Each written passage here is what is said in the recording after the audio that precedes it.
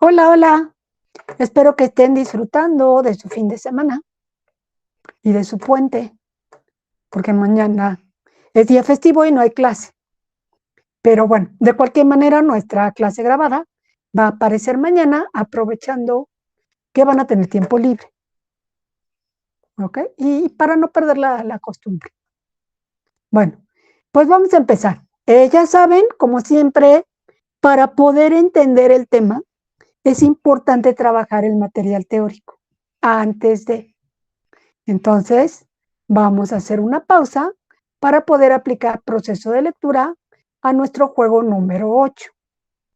Ya saben lo que implica proceso de lectura, no necesito repetirlo. Y de esto depende que puedan entender o que se les haga más fácil de entender el tema. ¿De acuerdo? Ok.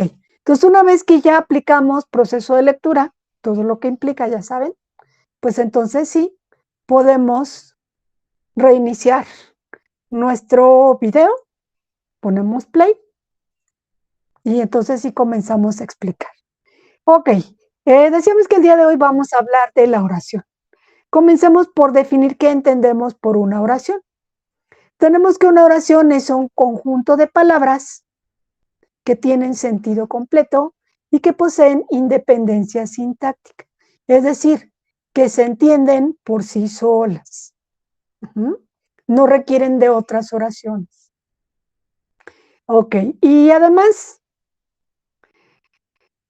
va a estar delimitada, es decir, separada de otras oraciones, por signos de puntuación. Signos de puntuación que nos marcan pausas, tanto en la lectura como en la escritura. Nos habla que esos signos de puntuación puede ser un punto o una pausa de menor intensidad. Ok, entonces nos estamos refiriendo que el signo de puntuación que implica una pausa mayor sería el punto, mientras que el punto y coma y la coma serían signos signos que indican pausa, pero de menor intensidad, respectivamente. Bien, pero recuerden que cuando vimos párrafo, veíamos que también en ocasiones los signos de exclamación y de interrogación pueden hacer las veces de punto. Bien, continuamos. Tipos de oraciones. Existen muchos criterios para clasificar las oraciones. Sin embargo, en esta ocasión nos vamos a referir solamente a un criterio, el número de elementos que componen una oración. Y de acuerdo a este criterio, tenemos que existen dos tipos de oración. Las oraciones simples, o también conocidas como unimembres, y las oraciones compuestas, o también conocidas como bimembres. Ok, expliquemos cada una.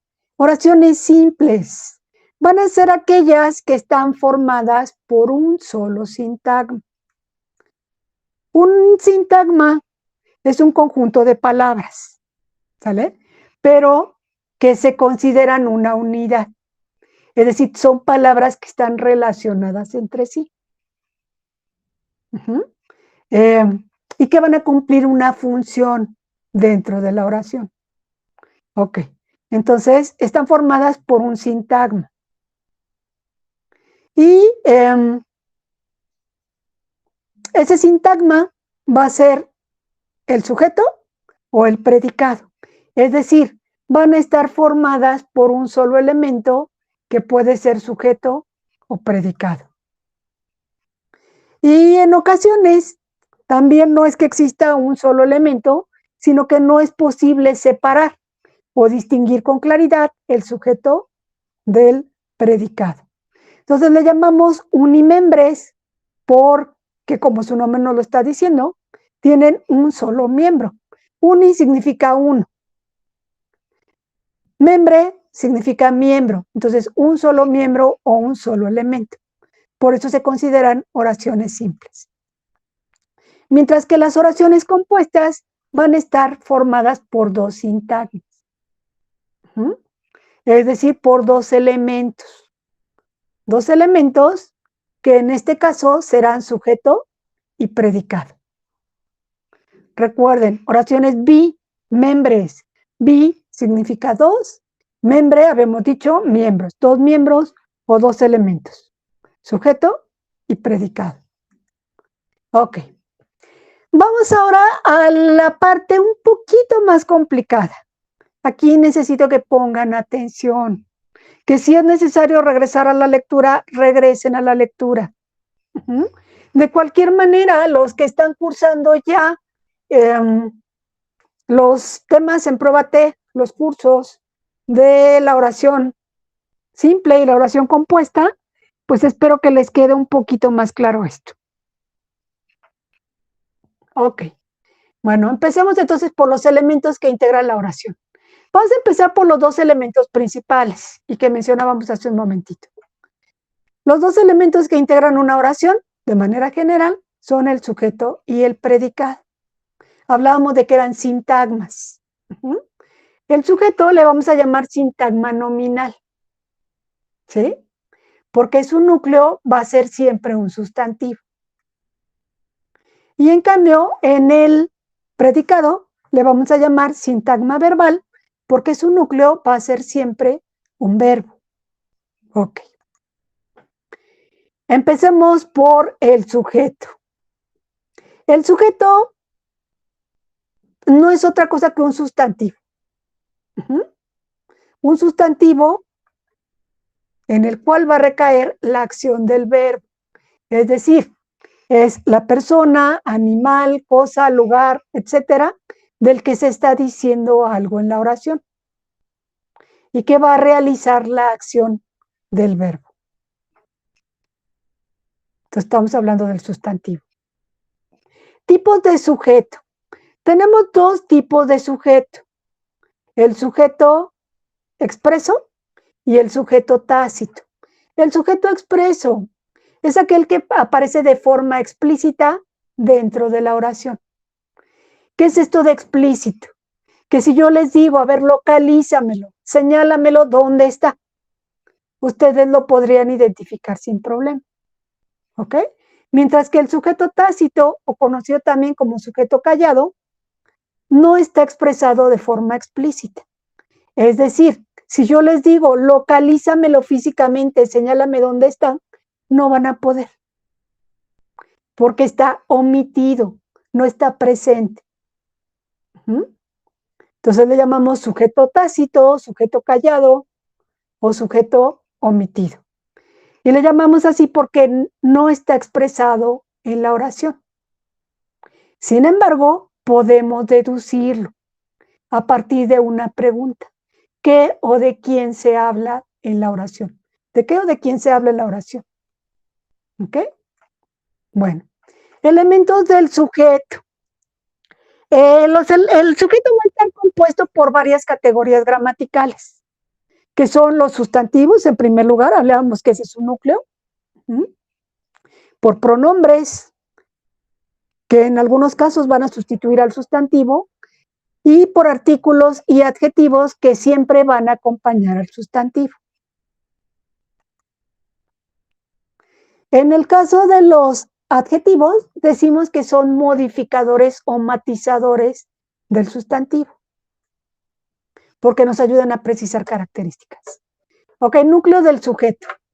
El núcleo, es decir, el elemento principal del sujeto, va a ser siempre un sustantivo. Ejemplo, tenemos aquí una oración. La rosa es hermosa. Aquí tenemos identificado sujeto y predicado. La parte que subrayé se considera sujeto. Es de lo que se está hablando en la oración.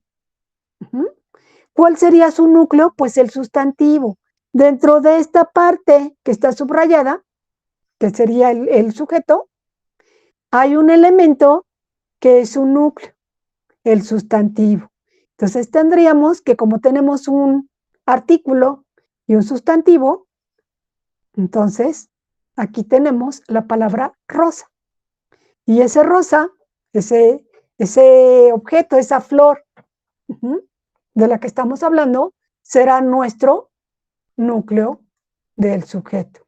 Le llamamos sujeto expreso o aquí tenemos sujeto expreso porque justamente vean cómo el muñequito nos está señalando o el emoticón nos está señalando cuál es el sustantivo. Entonces, por lo tanto, se considera sujeto expreso. Ahí está de manera explícita. Entonces, por lo tanto, ese sería nuestro núcleo del sujeto. Pero tenemos también que en ocasiones el núcleo del sujeto no es necesariamente un sustantivo, sino un pronombre. Porque acuérdense que la función de los pronombres es sustituir al sustantivo. ¿Sí? Entonces, bueno, en algunas ocasiones el núcleo del sujeto puede ser un pronombre. Y aquí tenemos ya escrita la oración. Es hermosa. Sujeto tácito. ¿Por qué? Porque de manera explícita no se encuentra en la oración. Si yo les digo, señálenme el sujeto, no lo tenemos. Pero podemos inferirlo, decíamos, a partir de la pregunta de qué o de quién se está hablando. Y en este caso hablamos de ella. ¿De quién? De la rosa. Entonces, ella sería mi núcleo del sujeto, pero es un sujeto tácito, un sujeto callado o sujeto omitido. Ella lo inferimos, no forma parte de la oración, lo estoy infiriendo. ¿Ok? Y como está sustituyendo al sustantivo rosa, entonces estamos hablando que mi núcleo es un pronombre. ¿Va? Ok. Eso en cuanto al sujeto. Pasemos ahora al predicado, que es un poquito más, no complejo, pero sí más elaborado. ¿Ok? El predicado es lo que se expresa acerca del sujeto y siempre va a incluir una forma verbal. Es decir, siempre incluye un verbo.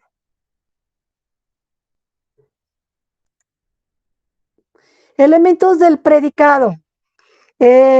Obviamente el verbo es el principal, pero también vamos a encontrar adverbios. ¿Sale? ¿Qué otros elementos vamos a encontrar? Vamos a encontrar complementos. Complemento directo, complemento indirecto, complemento circunstancial. Miren, aquí me falló. Volví a poner CI en lugar de CC. Bueno, complemento circunstancial. Y los adverbios en este caso van a ser los modificadores, así como el adjetivo es el modificador o matizador del sustantivo, lo mismo el adverbio va a ser un modificador o un matizador del verbo. Ok, empecemos con el elemento principal del predicado, su núcleo. Su núcleo o elemento principal siempre va a ser un verbo conjugado. Ojo, necesariamente tiene que estar conjugado el verbo, si no, no se puede considerar núcleo. ¿Cómo identificamos un verbo conjugado? Porque va a tener tiempo verbal, es decir, va a estar expresado en presente, pasado, futuro, y va a tener persona y número. Yo, tú, él, primera persona, primera, segunda y tercera persona, del singular. Nosotros, ustedes, ellos, primera, segunda y tercera persona del plural. Entonces tienen tiempo y tienen persona y número. Es decir, singular o plural. Ok, les decía, debe ser un verbo conjugado. En ocasiones pueden aparecer verboides y ya habíamos platicado cuando vimos identificación de categorías gramaticales que los verboides o también considerados falsos verbos o verbos impersonales al no estar conjugados no expresan tiempo. Es decir, no nos indican si está en presente, pasado, futuro y tampoco tienen número, es decir, no se consideran ni plurales ni singulares y tampoco tienen persona. primera, segunda, tercera persona. No la tienen. Entonces, por eso le llamamos falsos verbos. Y luego, entonces, un verboide, que serían verbos en infinitivo, en participio o en gerundio, nunca van a poder ser núcleos del predicado. ¿Sale? Nunca. Para que sea un núcleo, debe ser necesariamente un verbo conjugado. Entonces, los verboides no pueden ser núcleos. Ok, un ejemplo, núcleo del predicado. Entonces, quedamos que debe ser siempre un verbo conjugado. Puede ser uno o pueden ser más verbos. Acuérdense que hay verbos compuestos. ¿Sale? Tenemos una oración. El perro juega con su pelota. Y aquí otra vez ya subrayé para separar el sujeto del predicado. Y en este caso la parte subrayada es el predicado. Es aquello que se está diciendo del sujeto. En este caso lo que se está diciendo del perro. ¿Qué se dice? Que está jugando con su pelota. ¿Sí? Entonces juega con su pelota. Ese es mi predicado. Pero el verbo conjugado va a ser el núcleo y ese verbo conjugado es juega. Él juega, el perro juega. ¿Sale?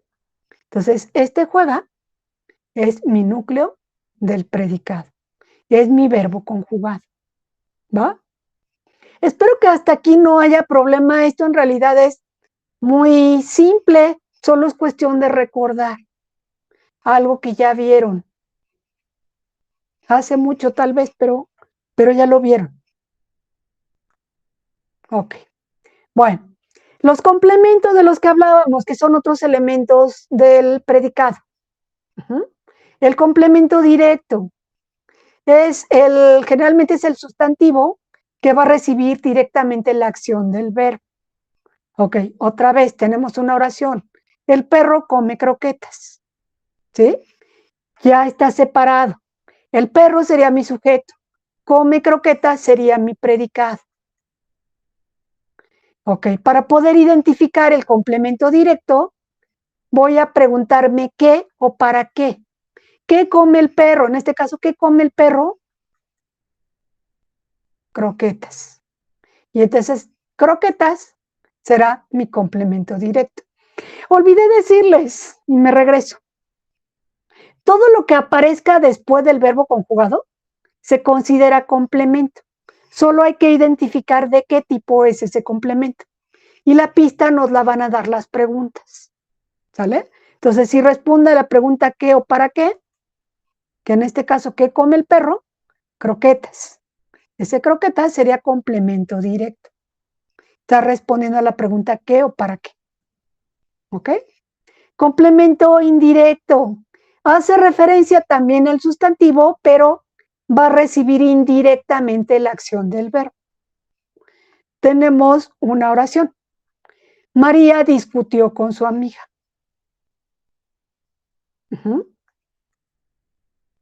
En este caso, para identificar el complemento indirecto, vamos a responder a la pregunta ¿quién o para quién? ¿Sale? Discutió, ahí está mi verbo. Recuerden, todo lo que viene después del verbo es complemento. Ok, discutió. ¿Con quién discutió María? Con su amiga. Y con su amiga sería mi complemento indirecto. Complemento circunstancial. Se refiere a la circunstancia que acompaña al verbo. Y en este caso estamos hablando de adverbios, modificadores del verbo.